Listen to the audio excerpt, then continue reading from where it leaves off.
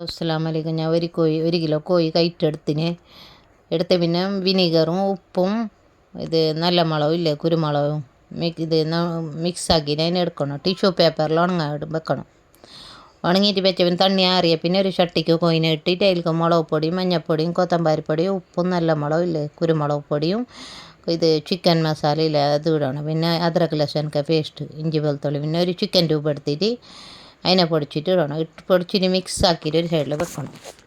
സൈഡിൽ ചട്ടി എടുത്തിട്ട് ഈ മൈദപ്പൊടി എടുത്തിന് മൈദപ്പൊടി നരക്കണം. ഒരുപിടി അര സ്പൂണില്ലേ ഇതിടണം ബേക്കിംഗ് പൗഡർ ബേക്കിംഗ് സോഡ പിന്നെ കുരുമുളക് പൊടിയും ഉപ്പും പേപ്പരിക്ക ഇട്ടിട്ട് വെള്ളം ഒഴിച്ചിട്ടില്ലേ മിക്സ് ആക്കിയിട്ട് ഒരു സൈഡിൽ വെക്കണം. ഒരു സൈഡിൽ ഞാൻ മൈദപ്പൊടി എടുത്തിട്ട് പെത്തിയ കോഴിനെ ഈൽക്കിട്ട് ഇങ്ങനെ കൊട്ടിയിട്ട് എടുക്കണം. ഇതിനെ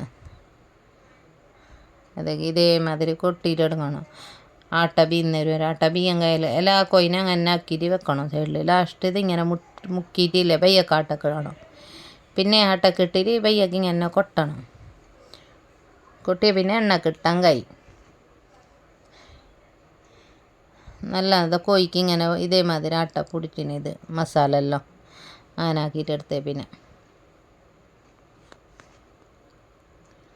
KFC റെഡിയായി. നിങ്ങൾ ഒരിക്കലും ഉണ്ടാക്കി നോക്കും. നല്ല ടേസ്റ്റ്. ചാനൽക്ക് ലൈക്ക് ആക്കാനും ഷെയർ ആക്കാനും മറക്കണ്ട.